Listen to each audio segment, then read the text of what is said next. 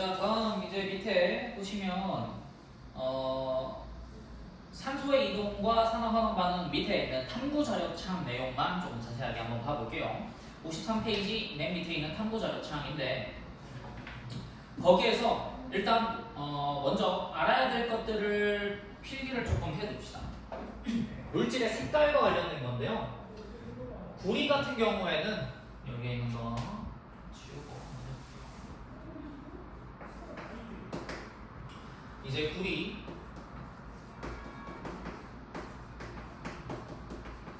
중성 금속 같은 경우에는 색깔이 붉은색입니다. 붉은색.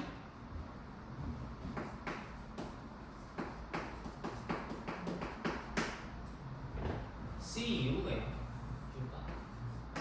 구리, 커퍼이고요.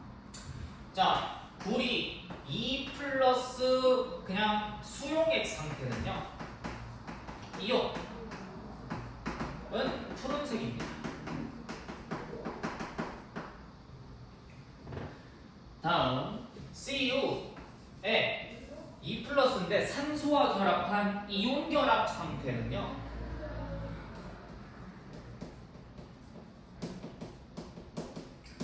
얘 고체는 검은색입니다. 검은색.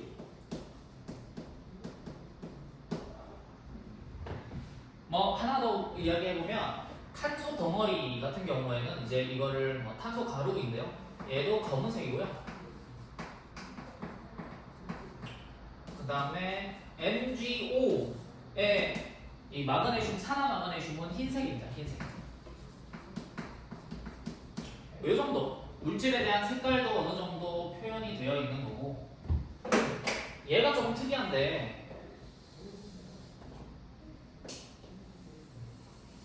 우리 구리 같은 경우에는 금속, 비금속 중에 금속에 속해 있는 녀석이죠.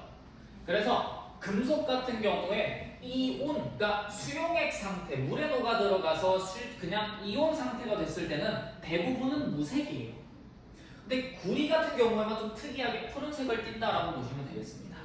그래서 이렇게 색깔을 띠는 이온이 있다라는 거 이야기해 주시면 되겠고, 자 53페이지 탐구 자료창 보면요, 이런 시험인데 시험관에다가 산화구리를 넣네요. 산화구리를 이렇게 넣습니다. 그래서 CuO와 탄소가루를 같이 넣는 거죠. 그리고 가열합니다. 가열을 시키게 되면 이 산화구리랑 탄소가루가 같이 뜨거워지게 되면서 반응을 하게 되는데, 여기에 있는 시험관의 뚜껑을 막고요. 이 뚜껑에다가 고무 호스를 딱 연결을 해서 석회수에다가 넣어요. 그러면 가열시켰을 때 어떤 일이 일어나냐면 석회수가 뿌옇게 흐려집니다.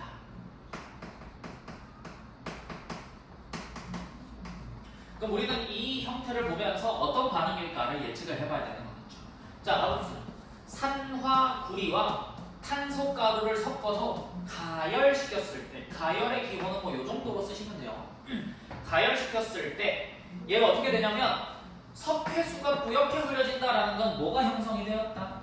CO2, 그쵸? 이산화탄소가 형성이 되었다.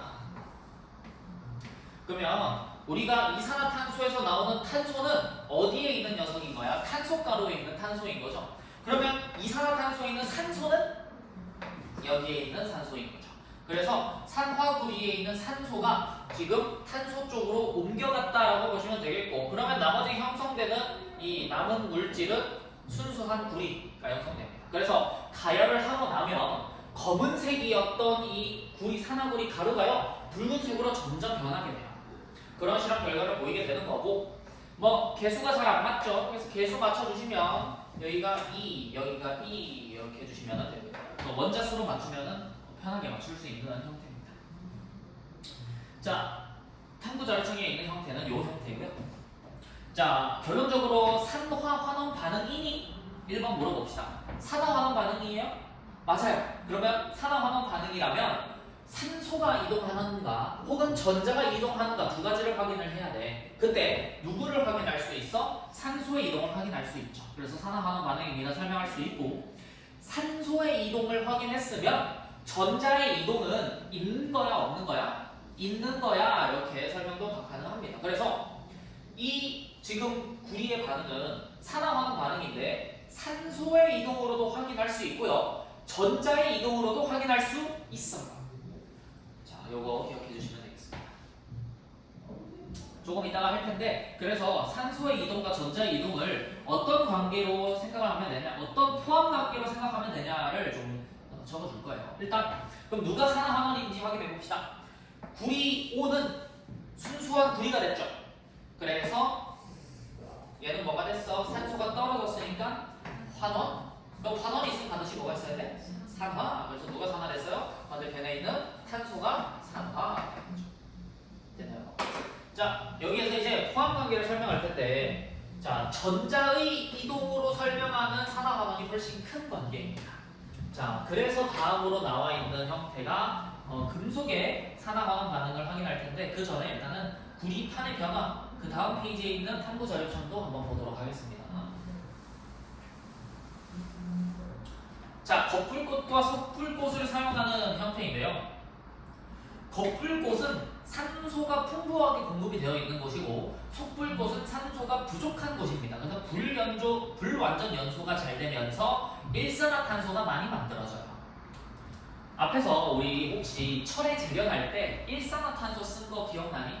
근데 원래는 이렇게 있을 때 이 일산화탄소는요 되게 불안정하게 형성되는 물질이기 때문에 산소를 매우 좋아해요. 그러니까 얘는 빨리 이산화탄소가 되고 싶어 하는 애야. 그래서 여기에 있는 산소를 뺏어 갑니다. 문제는 혹시 화재가 나면 불완전 연소 때문에 일산화탄소가 많이 생성되거든. 화재가 났을 때 불에 타서 죽었다라는 사람보다 질식해서 죽었다라는 사람이 훨씬 많아요. 그 질식의 원인이 일산화탄소 중독이거든. 그 이유가 뭐냐면 일산화탄소가 우리 몸에 들어오잖아. 그러면 얘는 빨리 이산화탄소로 바뀌고 싶어 하기 때문에 우리 몸에 있는 산소조차도 얘가 본인이 이산화탄소로 가고 싶어 해서 우리 몸에 있는 산소를 다 뺏어가요. 그래서 일산화탄소가 몸에 들어오잖아. 그러면 질식이 되는 거야. 공기를 내가 숨을 쉬고 있는데 공기를 지금 뭐 숨을 참고 있는 것도 아니고 물에 들어가 있는 것도 아닌데 일산화탄소를 마심으로써 얘가 우리 몸에 있는 산소를 뺏어가서 질식이 돼요. 그래서 일산화탄소는 알아둬야 되는 게 산소를 매우 좋아한다. 그래서 산소를 보이기만 하면 뺏고 싶어한다. 이 정도만 알면 돼요. 자, 그렇게 됐을 때 보면 겉불꽃 형태에서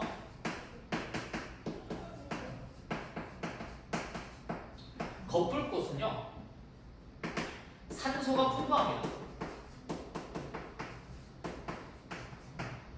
산소가 풍부해서 자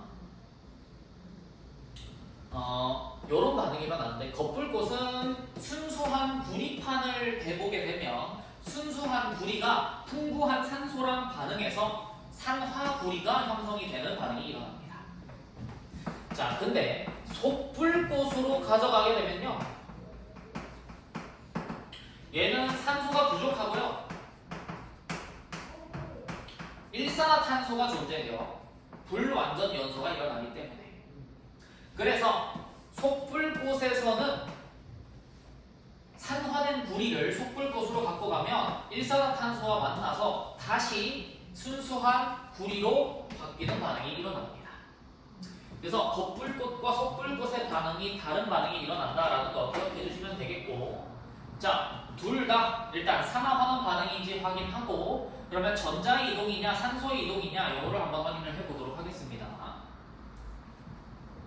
자, 일단 산화환원 반응인가요? 둘 다 산화환원 반응인가요? 네. 무엇으로 확인을 하나요? 산소의 이동으로 확인을 할 수가 있죠. 쉽게. 그러면 산소의 이동으로 확인하니까 구리가 산소를 뭐 했어? 얻었죠. 그러면 산소를 잃은 거겠죠. 그래서 구리는 뭐가 된 거고 산화된 거고 산소는 뭐가 된 거고 환원된 거. 지금 같은 물질로 가도 돼요. 상관없죠. 산화환원은 반응 전에 있는 물질이 어떻게 변했냐를 보는 거기 때문에. 자, 속불꽃으로 갑니다. 자, 누가 산화 누가 환원인지 봅시다. CO5가 순수한 구리가 됐어요. 그러면 산소를 잃었죠. 그래서 환원이 된 거고. 그럼 반대편에는 일산화탄소가 뭐가 된 거야? 산화가 된 거야. 이렇게 얘기를 해주시면 되겠습니다. 여기까지 어렵지 않죠? 또 뭐 개수는 맞춰주시면 이런 형태로 맞출 수 있겠다. 얘는 그대로 써주시면 돼요. 되나요? 이렇게 산화환원에 대한 설명을 할 수가 있을 것 같고, 산소의 이동으로 산화환원을 확인했기 때문에 얘네 두 개는 전자의 이동으로도 산화환원이라고 설명할 수 있다 없다? 있다. 이렇게 기억해 주시면 되겠습니다. 그러면 산화환원에 대한 좀 의미를 생각해보면, 전자의 이동으로 설명하는 산화환원이 이 정도라면 산소의 이동으로 설명하는 산화환원은 이렇게 돼 있어요. 그래서 산소의 이동으로 설명할 수 있는 건 전자로는 반드시 설명할 수 있고, 전자로 설명할 수 있는 거를 산소로 설명할 수 있냐? 그건 아닐 수가 있다라는 게 그 다음 이 파트에 있는 전자의 이동과 산화환원 반응입니다. 자, 전자의 이동과 산화환원 반응에서 산소로 설명할 수 없는 반응을 대표적으로 우리는 금속의 산화환원 반응이라고 설명을 해요. 그래서 다음으로 배우는 것은 금속의 산화환원 반응입니다.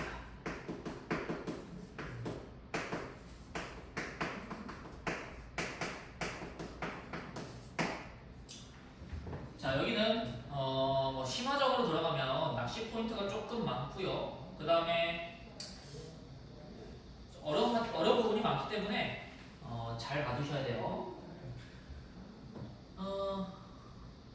여기서는 그렇게 자세하게 안 나와. 나오네요. 자, 55페이지 한번 봅시다. 비법 특강 해서 나오는 녀석들이 있는데 뭐냐면 요게 이제 전자가 이동하는 산화환원 반응의 예시인 바로 금속에 대한 산화환원 반응이라고 보시면 되겠습니다.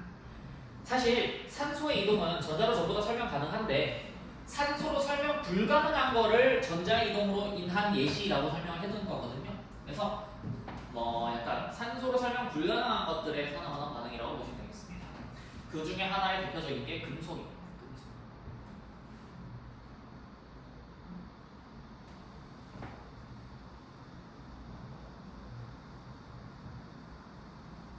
자, 중요하게 외워야 되는 게 하나 있어요. 첫 번째, 금속은 혹시 기억나시나요? 주기율표에서 금속 같은 경우에는 무슨 이온이 잘 되는 녀석? 양이온, 음이온? 양이온. 금속은 그러면 음이온은 될까요, 안 될까요? 잘 될까요, 잘 안 될까요? 잘 안 돼요. 근데 현실적으로 금속은 음이온이 안 된다라고 표현해요. 그러니까 잘 안 되는 게 아니고 그냥 불가능하다고 표현합니다. 그래서 금속 같은 경우에는 뭐만 되냐면요, 어떤 상태만 가능하다라면 양이온 혹은 중성 상태만 가능합니다. 요게 중요한 키포인트 중에 하나예요. 금속은 음이온이 된다, 안 된다? 안 된다. 중성 혹은 양이온 상태만 된다. 중성 상태는 우리가 아는 금속 고체 상태인 거고요. 양이온 상태는 대부분 수용액 상태입니다. 그래서 물에 녹아있는 상태가 양이온 상태인 거고, 중성 금속 상태가 중성 상태입니다. 되나요? 자, 이렇게 기억하시면 되겠고,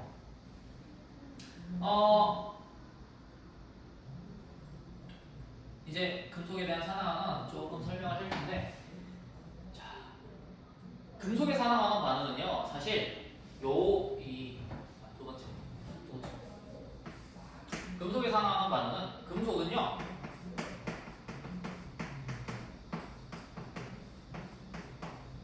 양이온이 되는 것을 좋아합니다. 그 이유는 옥텟 규칙 때문인 거죠.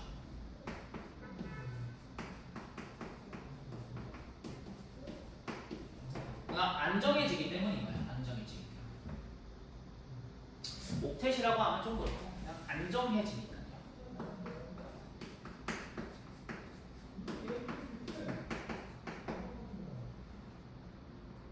요 두 가지 개념을 가지고 금속의 산화하는 반응을 설명을 한번 해볼게요.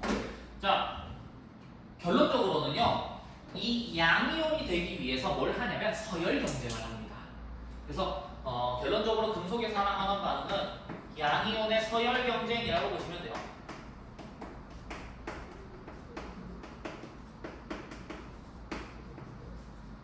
그 서열을 위해서 전자를 잃고 얻고 하는 거라고 생각하면 됩니다. 자, 원래 이 양이온의 서열은 정해져 있거든.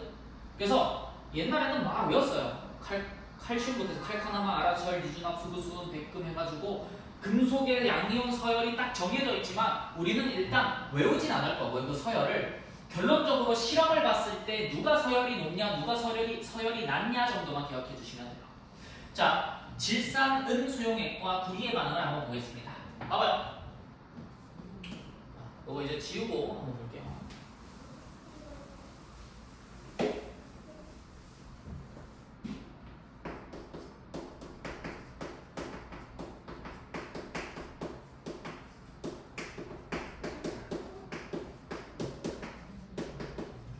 자, 질산, 은 수용액 같은 경우에는 일단 수용액 상태를 이야기하는 거고, 질산은은 어떻게 생긴 거냐면 질산은 우리가 NO3-라고 하는 음이온입니다.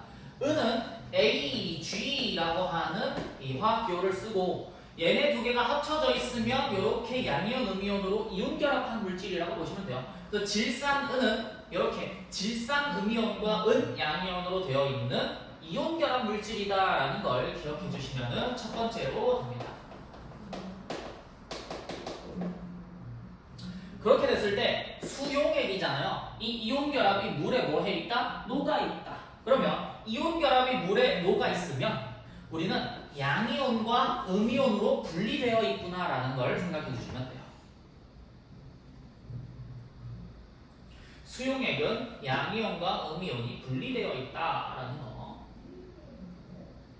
자, 그 다음에 구리가 만나는데 이때 그냥 구리는 무슨 상태? 중성 상태. 그러면 우리는 보는 거예요. 자, 여러 가지 약간 뭐 생각이 들겠지만 핵심적으로는요, 결론적으로 금속 양이온과 금속 중성의 반응을 보는 겁니다. 그럼 얘는 어떤가요? NO3-는요, NO3-는 반응하지 않아요. 왜냐하면 지금은 설명하기 조금 어렵지만 일단 금속 같은 경우에는 음이온과 반응을 하지 않습니다. 음이온과 반응을 하게 되면 본인이 음이온이 돼야 되기 때문에 결론적으로 음이온은 반응하지 않고 금속 양이온과 금속 중성 이 둘의 싸움만 확인하는 게 금속의 산화와 반응이에요. 이게 내가 반응하지 마 한다고 안 하는 게 아니고 그냥 반응을 안 해요. 금속 저 음이온. 그래서 보면 어떤 형태로 반응을 하냐. 자, 질산 수용액입니다. Ag 플러스와 NO3-가 1대1로 녹아있는 이온이에요. 1대1. 그렇죠? 여기 안에 구리를 넣습니다. 이때 암기해야 될 게 조금 있는데 구리 같은 경우에는 이온이 되면 구리 2+가 돼요. 은 같은 경우에는 이온이 되면 은 1+가 되고요. 아연 같은 경우에는 이온이 되면 2+가 되는 녀석들이에요. 이게 이제 그냥 안정해지는 형태라고 보시면 됩니다. 제일 많이 나오는 것들만 한번 해볼게요. 아연 같은 경우에는 아연 2+가 되는 애들이고 또 나오는 애가 뭐가 있을까? 알루미늄 같은 경우에는 알루미늄 3+가 되는 거죠. 이렇게. 그래서 얘는 주기율표에 나와 있지만 우리 구리나 아연이나 은 같은 경우에는 안 나와 있어서 얘 세 개는 외워주시는 게 좋습니다. 이온이 됐을 때 몇 플러스가 되는가는 외워주시는 게 좋아요. 그럼 가봅시다. 구리를 여기다 집어넣잖아. 그러면 우리는 결국엔 그냥 관찰할 수밖에 없거든. 내가 이 구리가 은이랑 그냥 막 반응하는 걸 보고 싶어서 들어가서 야 너 쟤랑 반응해봐 한다고 하는 그런 형태가 아니에요. 그냥 자연적으로 구리 중성과 이 은 양이온이 서열 경쟁을 할 수 있을 때 반응을 하게 되고 그러면 그거를 지켜봤을 때 지금 이 상황에서는 어떻게 되냐면요.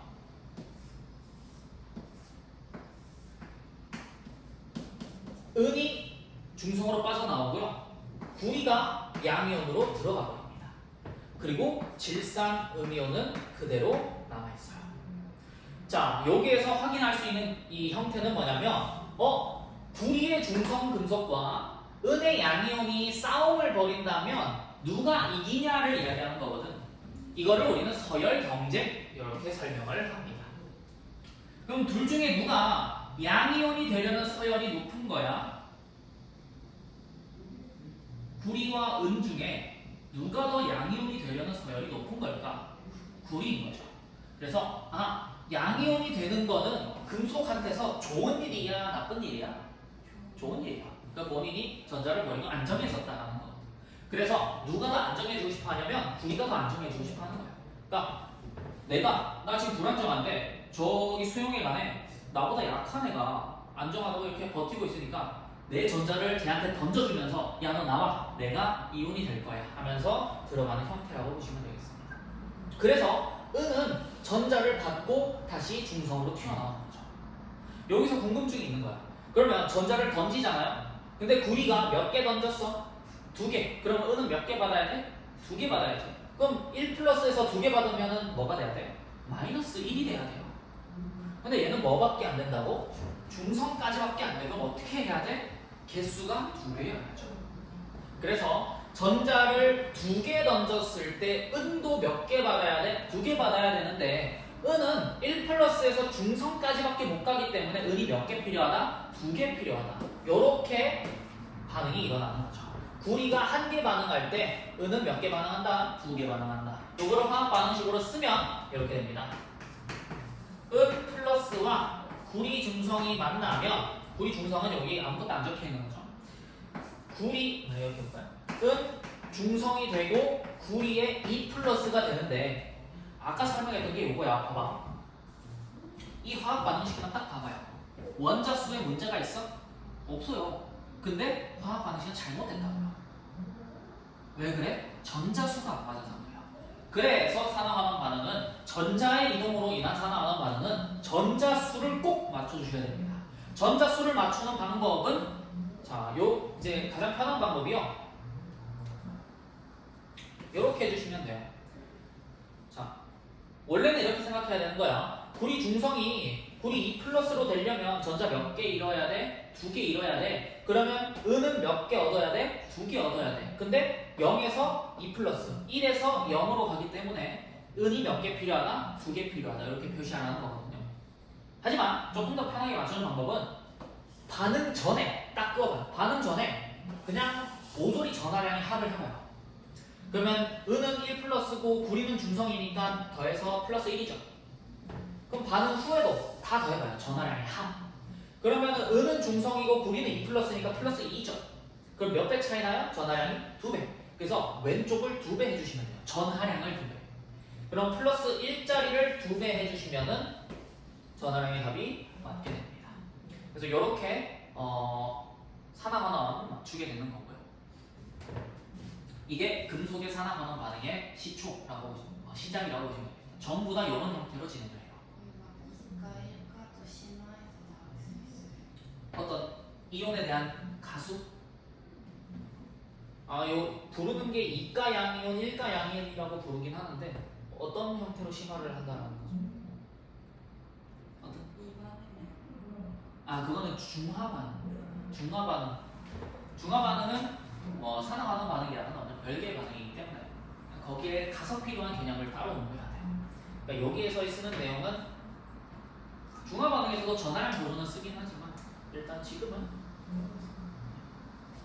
자, 일단 금속에 대한 산화환원 반응에 대한 시작입니다. 결론적으로 이야기하는 건 금속끼리는 뭘 한다? 서열 경쟁을 한다. 그래서 서열 경쟁에서 이기는 놈이 양이온이 되는 거고 지는 놈이 중성이 된다. 그렇게 기억해 주시면 쉽겠습니다. 자, 다음 이 예시도 한번 볼게요. 자, 2번 보시면 황산구리 수용액과 아연의 반응인데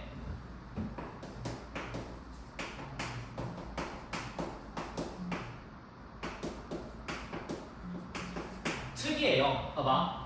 황산, 구리, 아연. 그래서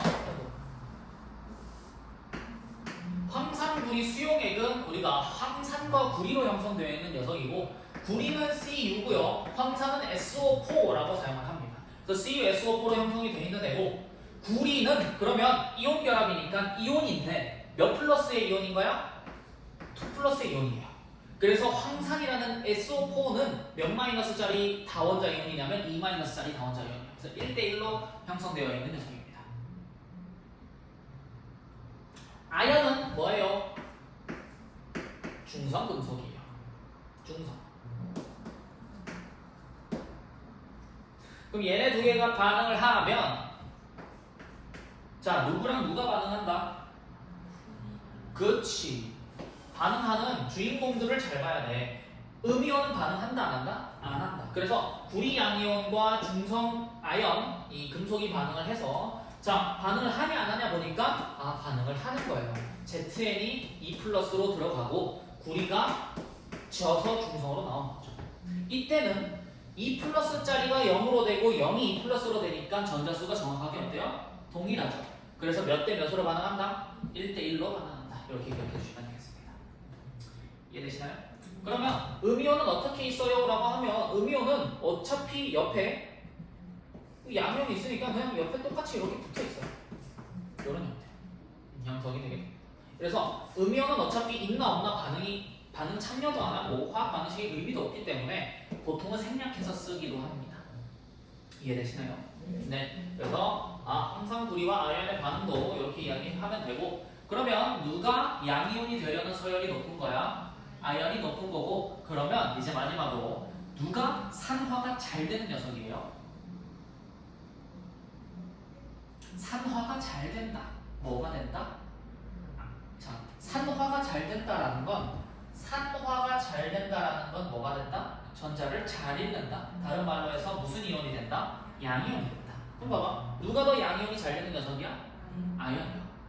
결론적으로 누가 양이온으로 남아있는지만 보면 돼요. 이렇게 이야기하는 거죠. 그러면 퀴즈 하나만 내볼까? 자, 아연 2 플러스가 들어있는 수용액에 구리 중성금속을 넣었습니다. 어떻게 될까요? 맞아요. 얘는 반응을 안 해요. 왜냐하면 여기서 이미 확인을 했죠. 서열을. 구리가 아연보다 2 플러스로 있으려고 하는 서열이 낮아. 그러니까 아연이 이미 더 안정한 녀석이기 때문에 얘가 나 이미 안정한데 나보다 약한 애가 들어온다고 해서 자리를 비켜주지 않는다라는 거죠. 그래서 이때는 반응을 하지 않는 겁니다. 그러니까 이 거꾸로 가는 반응은 진행이 안 된다입니다. 이게 서열에 대한 의미예요. 서열 차이가 나면 절대 거꾸로 가는 반응은 일어나지 않아요.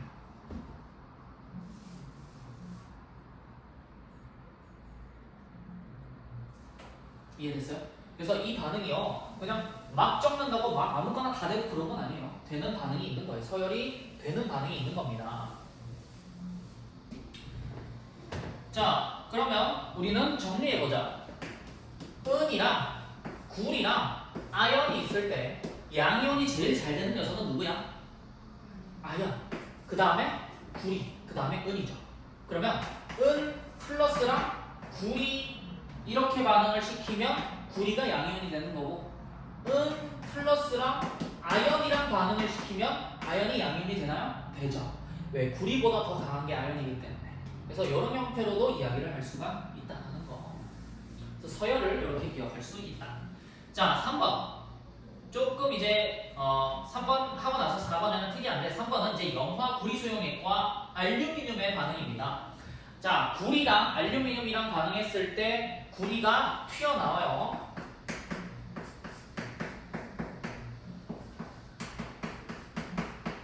이렇게 됩니다. 반응식의 개수를 작성해봐요 하면 어떻게 해야 돼요?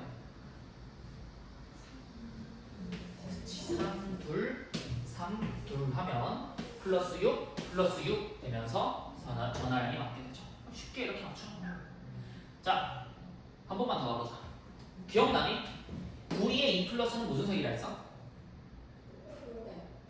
맞아요. 푸른색.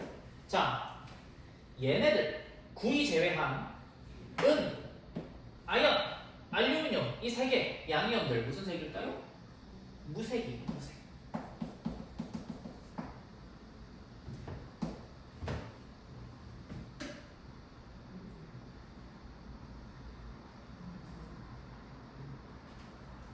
그래서 뭐라고 표현하냐면요.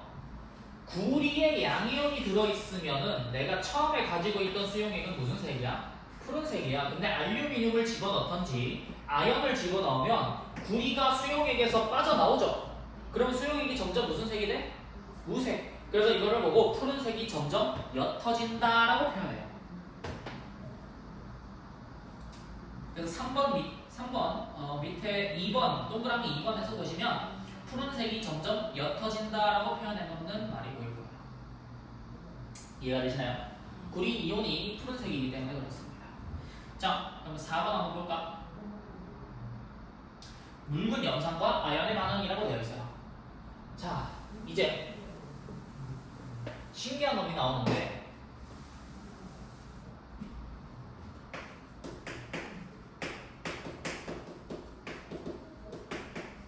자, 염산은 어떻게 되어 있는 녀석? 맞아요. 근데 얘 공유결합이잖아. 하지만 특이하게도 이 공유결합임에도 불구하고 물에 녹으면 뭐가 돼요? 이온으로 분리가 돼요. 맞아. 물에 녹으면 H 플러스랑 Cl 마이너스로 분리가 되는 조금 특이한 공유결합입니다. 극성 공유결합이라고 해요. 자, 아연은 ZN이었습니다. 그러면 봐봐. 우리가 집중해야 되는 이 입자들은 H 플러스, Cl 마이너스, ZN 중성 3개 있거든요. 이 3개 중에 누가 ZN 금속과 반응을 하냐? H 플러스가 반응해요. 자, 그래서 금속은 양이온과 반응합니다. 그러니까 음이온과는 반응하지 않는다라고 보시면 돼요. 음이온이 되지 않기 때문에. 자, 그러면 H 플러스랑 ZN이 반응을 했을 때 어떻게 되냐면 H 플러스가 튀어나오고요. ZN이 E 플러스로 들어갑니다. 그리고 H는 어떻게 나오냐면 얘는 결국 전자를 받으면 이제 중성인 비금속이 돼버리잖아요. 그래서 어떤 형태로 존재해서 튀어나오냐면 H2 형태로 존재해서 튀어나와요. 그러니까 H 원자로 바깥으로는 튀어나오지 못해요. 항상 H2 형태로 튀어나오게 되고 그래서 이렇게 개수가 자연적으로 결정이 됩니다. 그러면 반응 전후에 전하량도 맞고 개수도 맞아서 이게 완성된 반응식인 거고 이게 염산과 아연에 대한 반응이다 또 표현되겠어요. 어렵지 않죠? 그러면 이제 화학 반응식에 대한 설명은 여기까지 하면 끝이에요. 이게 금속에서 나오는 거예요. 끝이야. 그 제일 중요한 거는 그냥 양염의 서열 경쟁을 한다. 누가 이기냐 지냐. 그리고 전자 개수가 전하량 보존만 해주시면 돼요. 자, 하지만 시험 문제는 조금 더 약간 생각하도록 나오는데 어떤 부분을 생각하도록 나오냐 요거만 이제 실험으로 확인을 해보고 가보도록 할게요. 자, 염산과 아연부터 한번 봅시다. 자, 보통 어떻게 하냐면요. 아연은 금속 덩어리를 넣거든. 아연 금속 덩어리를 이렇게 ZN-바 다음에 금속바인데요. 금속바를 이렇게 퐁당 염산에다가 담그는 거야. 그러면 여기에 있는 H 플러스랑 금속바에 있는 ZN이랑 반응을 해서 ZN은 뭐가 되고? 양이온으로 녹아 들어가는 거죠. 그러면 금속이 뭐가 되는 것처럼 보이냐면 이렇게 녹아서 없어지는 것처럼 보여요. 그러니까 말 그대로 금속이 이온으로 수용액으로 녹아 들어가는 거니까. 그리고 H 플러스는 뭐가 된다? H2가 된다. 수소 이온이 수소 기체가 되면 여기 옆에 기체 방울이 뽀글뽀글뽀글 하고 남게 돼요. 자, 그래서 금속바가 질량이 점점 줄어들어요, 늘어나요, 그대로예요? 감소하죠. 물 안에 녹아 들어가니까 금속바의 질량은 감소하고 그 옆에 뽀글뽀글 기체방울, 수소 기체의 방울이 남는다라고 기억해 주시면 되겠습니다. 이 수소 기체 이 방울이 H2 기체 방울이라고 보시면 되겠어요. 여기가 됩니다. 그래서 여기에서 옛날에 수소라는 놈이요 서열이 되게 낮은 놈이거든. 그러니까 여기 앞에 웬만한 금속들이 다 있어요. 그래서 이 서열이 수소가 되게 낮은 형태이기 때문에 금속 같은 경우에는요 H 플러스, 그러니까 말 그대로 염산에 넣으면 다 녹아요. 혹시 영화 같은 거 보면 그 약간 위험해서 염산에다가 손을 막 넣고 빼면 이렇게 뼈만 남고 막 그런 연출이 많이 보이거든. 그게 사실 여기에서 좀 비롯된 이야기인 건데 영화 감독들이 옛날에는 보니까 염산이라는 놈의 철 덩어리를 담그면 철이 없어지는 거야. 자꾸 철이 녹아. 그러니까 와, 야, 철도 녹이네. 그럼 사람 같은 경우에는 들어가면 그냥 아예 싹 녹아 없어지겠다. 철이 사람보다 단단해 보이니까요. 그렇죠? 그래서 철이 녹아 없어지니까 염산에다가 사람을 담그면 사람은 형체도 없이 사라져버리겠네. 이런 생각을 하는 거야. 그래서 그걸 이제 영화적 장치로 집어넣은 건데 화학을 배웠다면 이제 알 수 있는 과정이 철은 녹이는데요. 사람 피부는 못 녹여요. 염산이. 그러니까 염산에 사람 피부가 닿으면 타요. 그러니까 녹는 게 아니고 타요. 그래서 염산이 위험하긴 하지만 이게 금속이 녹는 것처럼 손을 이렇게 담갔다 빼가지고 뼈만 남고 그런 일은 일어나지 않습니다. 이게 사실 이 금속의 산화환원을 오해한 결과라고 보시면 돼요. 금속이 녹으니까 사람 피부, 그러니까 단백질도 녹을 거야. 그건 아닌 겁니다. 자, 근데 우리가 그 금속 중에 이제 요즘 이제 좀 가격이 많이 올랐어. 부모님들이 혹은 너가 어른이 돼서 결혼할 때쯤이면 이제 금반지 하게 될 거거든. 금반지, 은반지, 그죠? 그 금반지, 은반지가 왜 약간 영원을 약간 참고하는, 영원을 표현하는 금속이 되었나를 알아보면 금과 은은요 수소보다 반응성이 낮아요. 그래서 얘네들은 산에 넣어도 안 녹아요. 그러니까 와, 다른 금속들은 싹 다 녹아서 사라지지만 금과 은은 녹아서 사라지지 않아. 그러니까 영원을 표현한다. 이런 의미로 금과 은을 쓰는 거죠. 좀 비싼 금속이 된 거죠. 이런 형태. 그래서 잘 산화되지 않아요. 그러니까 산화 반응성이 낮기 때문에 산화되지 않고 공기 중에 오래 놔둬도 변질이 안 되고 약간 그런 생각이, 그런 의미로 받아들여줍니다. 이거보다 더 낮은 게 이제 백금이에요. 플래티넘. 그래서 웬만한 실험 장치들은 다 이걸로 만들어요. 되게 비싼. 백금선 하나가 100만 원, 200만 원이래요. 잘 끊어지는데 겁나 비싼. 뭐 이런 이야기도 있고. 자, 아무튼 이렇게 금속의 산화환원 반응성 이야기할 수 있겠고, 염산과 아연 말고 이제 위에 있는 반응들을 조금씩 보면요. 구리랑 은 한번 볼게요. 자, 요거 한번 적을게요.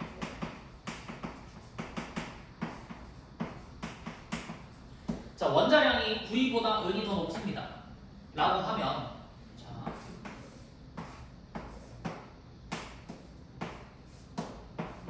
자, 구리바, 구리금속이고요. 질산은 Ag 플러스가 녹아있는 수용액이라고 해봅시다. 그러면 반응을 시키고 나면 이 금속 덩어리는 구리는 녹아 들어가고 은이 여기에다가 금속바에 붙어버리게 되겠죠. 자, 질문해 볼게요. 이 금속 덩어리의 질량은 늘어날까요? 줄어들까요? 아, 요거는 잠깐만 숫자를 한번 줘볼게. 뭐 얘를 뭐 대충 얘를 60 이 녀석을 뭐 110 요 정도라고 한번 줘보겠습니다. 원자량이 구리는 60이고요. 은은 110이라고 한번 줘볼게요. 금속에 대한 질량은 금속바의 질량은 늘어날까요? 줄어들까요? 늘어납니다. 왜 그래요? 원자량이 더 큰 놈이 붙기 때문에. 그렇죠? 그렇게 이해하시면 되겠고. 잠깐만. 여기에서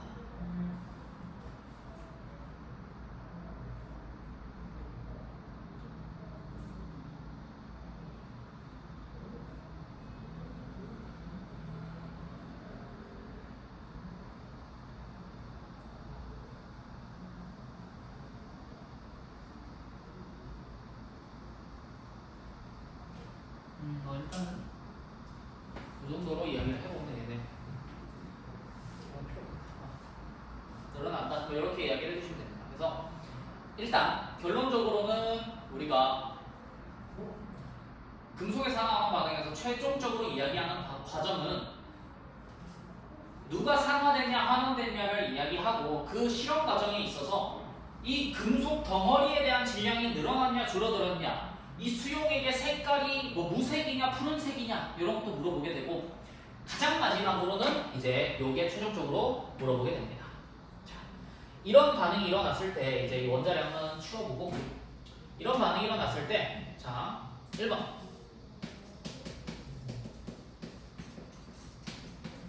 수용액 속 양이온수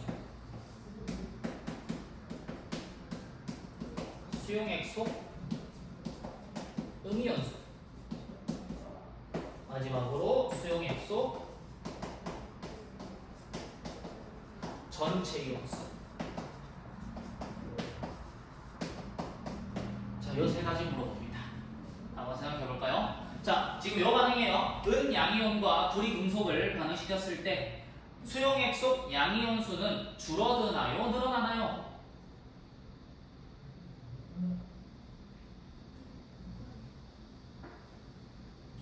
똑같다 하면은 그림에 낚인 거죠.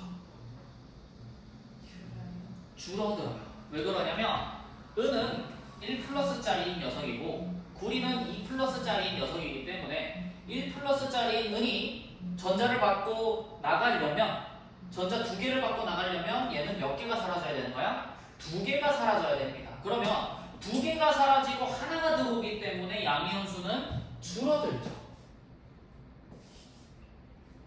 음이온수는 어떨까요? 수용액 속 음이온수는 그쵸, 일정. 왜냐하면 음이온은 반응을 안 하기 때문에. 그러면 전체 이온수는 어떻게 돼요? 그쵸, 양이온수랑 음이온수를 합한 게 전체 이온수이기 때문에 둘 중에 하나라도 감소하면 얘가 감소하면 전체도 감소한다라는 이야기가 되는 거죠. 그럼 여기 봐봐. 얘는 어때요? 이 반응은? 이 반응은 1, 2, 3번 어떻게 될까요? 똑같이 맞아요. 감소하고 일정하고 감소합니다. 이렇게 기억하시면 되고. 그러면 양이온수가 일정한 화학 반응은 전하량이 그치 같을 때 1+가 1+로 반응을 하든지 2+가 2+로 반응을 하든지 전하량이 1대1일 때 양이온수가 일정하다는 결과가 나옵니다. 이렇게 해주시면 금속의 산화환원 반응까지 산화환원 반응이 끝났어요. 자, 조금 긴 이야기가 호흡이 긴 파트이기 때문에 긴 이야기가 됐겠지만 이렇게 잘 하고 나면 특별히 어려운 파트는 없을 것 같습니다. 그래서 이제는 문제 잘 풀어주면 되는 거고 페이지 넘겨서 약간 예시 문제, 예제 문제들을 조금 풀어볼까요? 56페이지 개념 확인 문제부터 한번 해결을 해보도록 합시다. 핵심 체크 빈칸 첫 번째 거는 뭐 그냥 설명이죠. 연목체에서 포도당을 만드는 반응 무슨 합성? 광합성. 자, 두 번째부터 한번 해봅시다.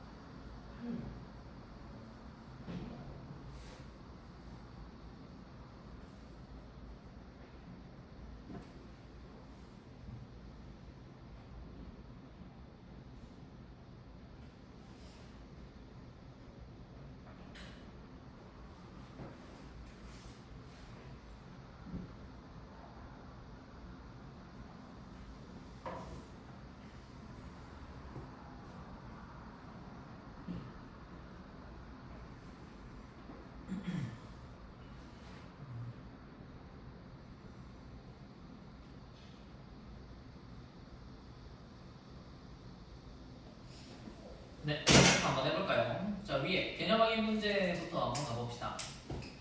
자, 화석 연료의 연소 위에 맨 위에 있는 괄호는 광합성이고요. 화석 연료의 연소부터 화석 연료가 공기 중에서 누구랑 빠르게 반응할 때 연소하냐고 얘기하냐면 산소죠. 그래서 두 번째 괄호는 산소고요.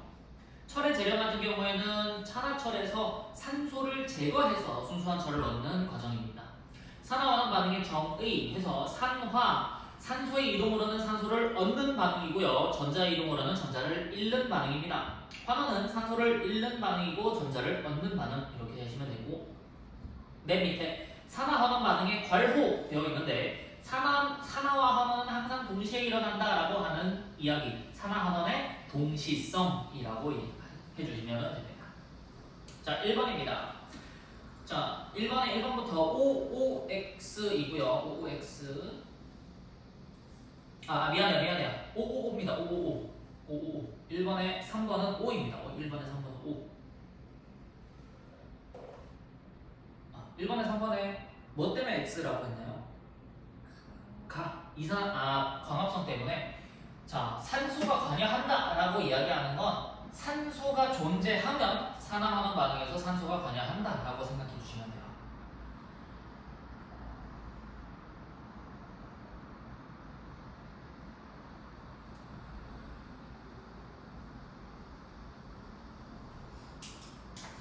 자, 2번에는 니은입니다. 자, 3번. 1번에는 기역은 환원, 니은은 산화이고요. 2번은 기역은 산화, 니은은 환원입니다. 3번은 기역은 산화, 니은은 환원입니다. 자, 4번. OOX입니다. OOX. 잘했습니다. 자, 뒤로 넘어가시면 57페이지. 자, 이제 우리 주변의 산화환원 반응에 대해서 그냥 암기, 산화환원에 대해서 우리 주변의 산화환원 반응을 암기하자라는 건데, 광합성 같은 경우에는 실제로 진짜 그냥 암기해요. 요 내용을 안 배우기 때문에 사실 산화수, 전자의 이동에 대한 산화수 변화를 안 배우기 때문에 통합과학 단원에서 이 광합성은 사실 암기해요. 보시면 이산화탄소는 환원되고 물은 산화된다. 이렇게 암기해 주시면 되고, 세포 호흡은 반대 과정이죠.